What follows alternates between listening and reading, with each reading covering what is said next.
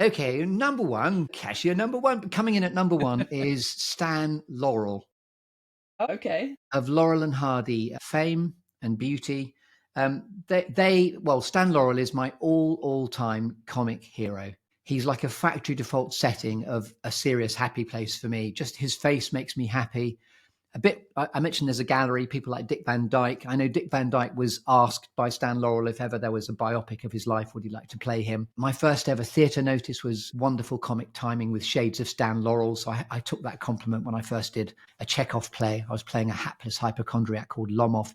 But anyway, why I love Stan Laurel so much is I was 7 years old and living in Uganda, and I lived in Uganda between my being 2.5 and 10. And round about 6, 7 years old, there was a black and white TV set that hummed into action. And then onto the screen, traversing the screen, was Stan Laurel. And he just made me immediately happy. I mean, the duo is the Yeah. partnership and the Yeah. collaboration is so important because Laurel and Hardy are my perfect collaborative comedy duo, I think.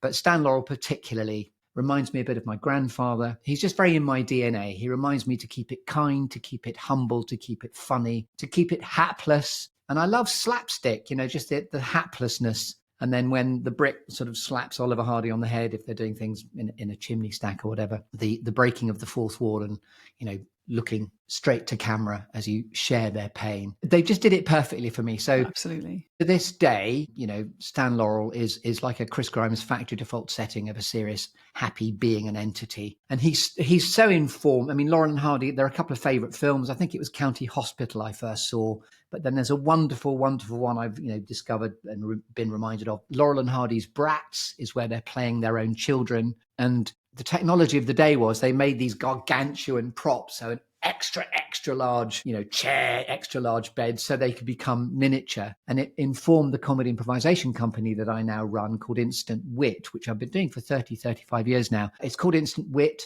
and there's a hilarious pun on Instant Whip. And the first ever photographs we ever did, inspired by Laurel and Hardy, is we miniaturized ourselves because of a hilarious pun of Instant Whip, Instant Wit, into a bowl of blancmange. And of course, that was all done with digital technology, and we just did a JPEG miniaturization. Whereas I was really enamored by the fact that back in the day, they would have made those enormous props. So I was thinking macro when we went micro. So anyway, it's informed me in so many ways and keeps on doing it.